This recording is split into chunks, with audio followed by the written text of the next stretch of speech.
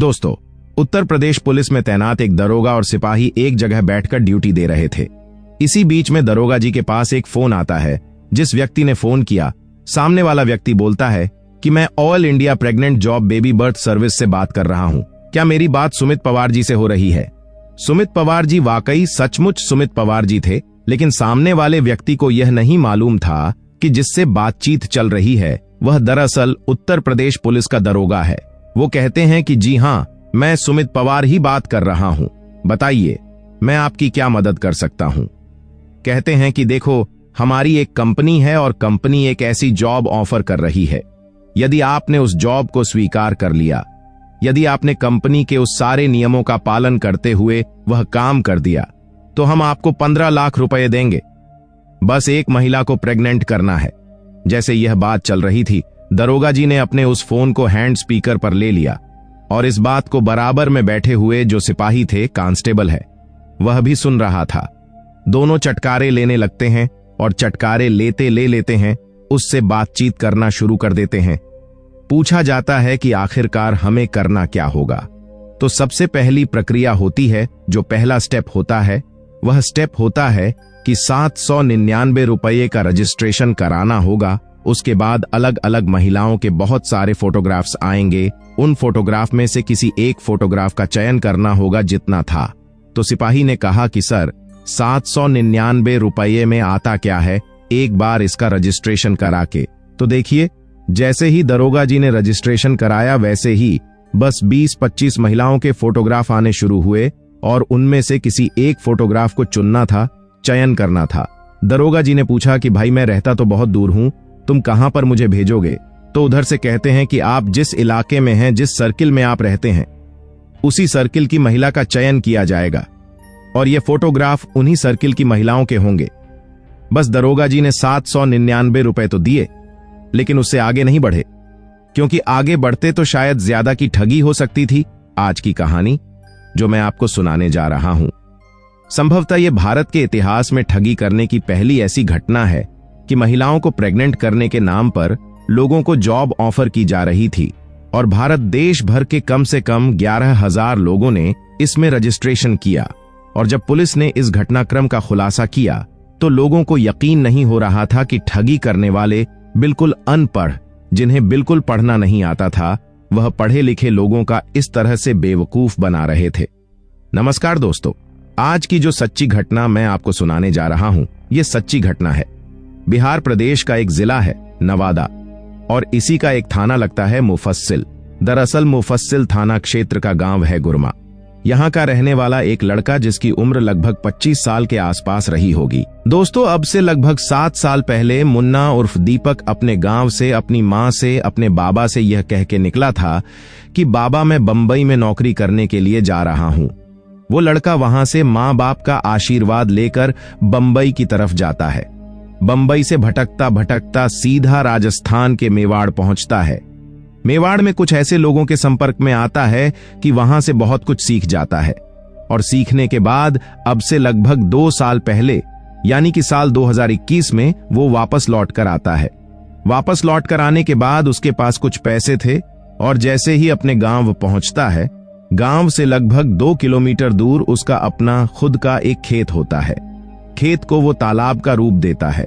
वहां पर एक जैसे ट्यूबवेल होता है, किसान लोग इसे अच्छी तरह से समझ सकते हैं। वहां पर एक कमरा बना हुआ था, उसके ऊपर एक और कमरा बनाता है और गांव वालों को यह शो कर रहा था। यह दिखा रहा था कि जैसे क्या मैंने यहां पर मछली पालन शुरू किया हुआ है, वह अपना काम शुरू कर देता है। लोगों को बैठा बैठा फोन करता था। उसने कई और साथियों को, अपने गांव के लड़कों को या आसपास के जो जानकार थे उसके, उनको भी जोड़ना शुरू किया और धीरे धीरे करके उसने लगभग 50 युवाओं की एक टीम तैयार की। और 50 युवाओं में कोई भी 12वीं से ज्यादा पढ़ा लिखा नहीं था। ज्यादातर उसमें अनपढ़ थे या 5वीं पास या फिर 8वीं पास। उन सबको मोबाइल दिए जाते थे और उन्होंने अब फोन करना शुरू करते थे। वो फोन, सबसे पहले जो फोन होता था, वो इसी बात के लिए होता था कि मैं all India pregnant job baby birth service से बात कर रहा हूं और हमारी कंपनी ने आपके लिए एक शानदार ऑफर दिया है। ऑफर कुछ इस तरह से है कि आपको सिर्फ महिला को प्रेग्नेंट करना होगा। यदि आपने महिला को प्रेग्नेंट कर दिया तो हम आपको 15 लाख रुपए देंगे। सामने वाला व्यक्ति जरूर सवाल किया करता था कि ऐसी कौन सी महिलाएं हैं जिन्हें प्रेग्नेंट करने के लिए तुम पब्लिक के लोगों को चुन रहे हो। कहते हैं कि साहब, आज का जमाना स्ट्रेस का जमाना है। लोगों के पास पैसे तो बहुत हैं, लेकिन वह शारीरिक रूप से कमजोर हैं। ऐसे बहुत बहुत बड़े बड़े पैसे वाले लोग हैं, अमीर लोग हैं, जिनकी पत्नियां, जिनकी बीवियां प्रेग्नेंट नहीं हो पाती हैं। और देखते ही देखते जब यह सिलसिला शुरू होता है, चलने लगता है, तो देश के अलग अलग हिस्सों से लोग फोन सुनते थे और फोन सुनने के बाद एक प्रोसेस में शुरू हो जाते थे। यह दिन भर कॉल होती थी। एक एक बंदे को लगभग 250 लोगों को फोन करना होता था और 2.5 लोगों में कम से कम 8-10 लोग ऐसे जरूर होते थे प्रतिदिन के हिसाब से जो तैयार हो जाया करते थे कि जी हां, हमें बताइए करना क्या होगा। करना था क्या कि आपको रजिस्ट्रेशन करना है। रजिस्ट्रेशन की कीमत रखी हुई थी 799 रुपए। जैसे ही 799 रुपए का आप रजिस्ट्रेशन कराते हैं, रजिस्ट्रेशन कराने के बाद उस व्यक्ति के मोबाइल नंबर पर, उसके व्हाट्सएप पर कुछ महिलाओं के फोटोग्राफ्स का भेजा जाना शुरू कर देते हैं। लगभग एक व्यक्ति के फोन पर 25 महिलाओं के फोटो, वो भी चुनकर सुंदर सुंदर महिलाओं के फोटोग्राफ्स उनके पास पहुंचते थे। उनमें से किसी एक महिला का चयन अगर किसी ने कर लिया तो स्टेप फिर दूसरा शुरू हो जाता है। और जैसे ही महिला को पसंद आने पर वह कहते हैं कि देखो, आपने इस महिला को पसंद कर लिया है, लेकिन अब आपको कुछ फीस देनी पड़ेगी। वह कहता है कि फीस तो मैं दे चुका हूं, 799 रुपये। वो कहते हैं कि नहीं, आपको कुछ पैसे और देने पड़ेंगे, और वो कीमत है 5000 रुपये से शुरू होता है। महिलाओं का वो चयन करते हैं जो ज्यादा सुंदर महिला होती है। उन फोटोग्राफ में तो वो कहते हैं इस महिला के लिए आपको हमारी कंपनी के लिए देने पड़ेंगे 5000, 7000 या फिर 10,000। इस तरह से 5000 से लेके 20,000 रुपये तक की रकम अदा करनी होगी। अब इस तीसरे स्टेप पर आदमी पहुंच जाता है। यदि तीसरा स्टेप भी उसने पार कर दिया, पार करने के बाद वो व्यक्ति वो समझ नहीं पाता, क्योंकि उसको इतने इतने बड़े सपने दिखाए जाते हैं, जिसकी वजह से वो तैयार हो जाता है। और अगला स्टेप होता है कि जीएसटी, यानी कि 15 लाख रुपए की आपको रकम मिलेगी। और 15 लाख रुपए की रकम जब आपको मिलेगी तो उसका आपको 18% जीएसटी देना पड़ेगा। कुछ लोग यहां भी फंस जाते थे।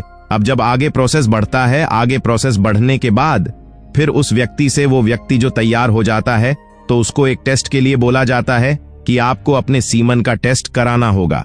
यदि आपके सीमन के गुण देखे जाएंगे, अवगुण देखे जाएंगे, अच्छा हुआ तो फिर आपको फिर ज्यादा पैसे भी मिल सकते हैं। इसी तरह से करते करते वो बातचीत का सिलसिला चल रहा था।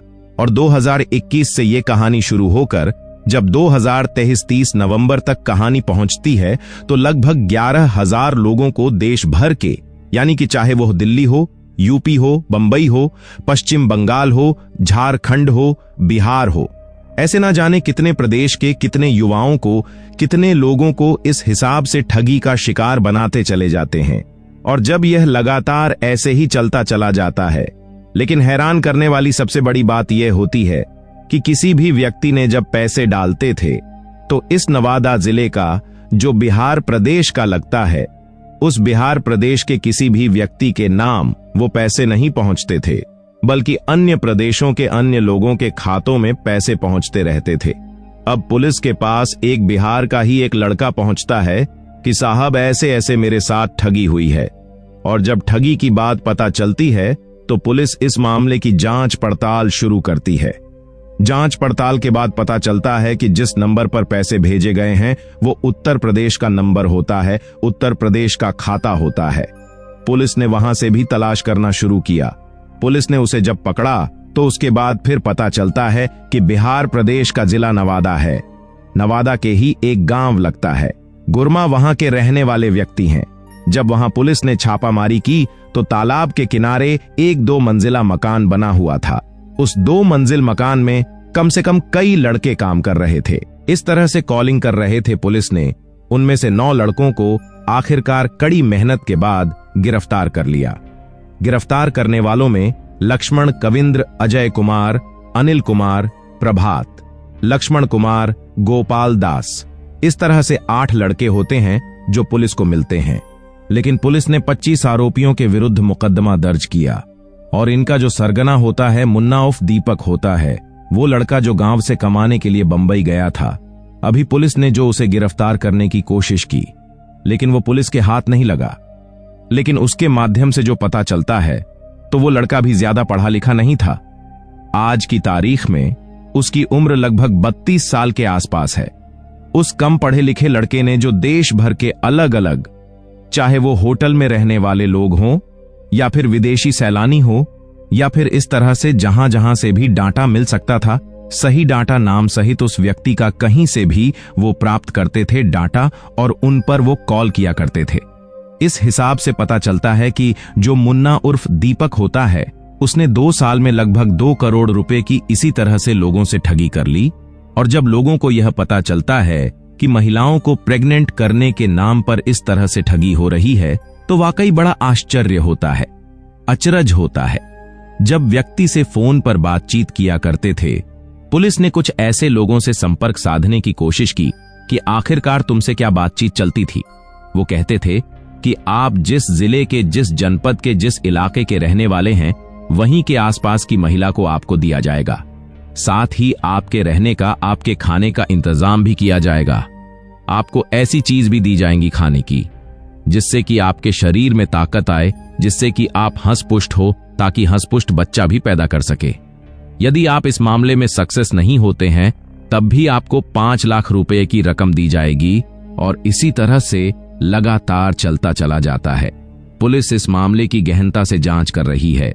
पुलिस की कोशिश है कि जितने भी आरोपी हैं, जितने भी लोगों की टीम बनाई गई है, किसी भी आरोपी को बख्शा ना जाए। हिंदुस्तान टाइम्स की जो रिपोर्ट है वह कहती है, जो 5 दिसंबर 2023 को प्रकाशित हुई है, एनसीआरबी यानी कि राष्ट्रीय अपराध ब्यूरो, जिसमें पूरे भारतवर्ष में साल 2021 में साइबर अपराध के जो मामले आए थे, 52,974 मामले आए थे। साल 2022 में एनसीआरबी की जो रिपोर्ट कहती है, वह 65,983 मामले आए थे जो साइबर के क्राइम है। फिलहाल वर्तमान समय में लगातार बढ़ता चला जा रहा है।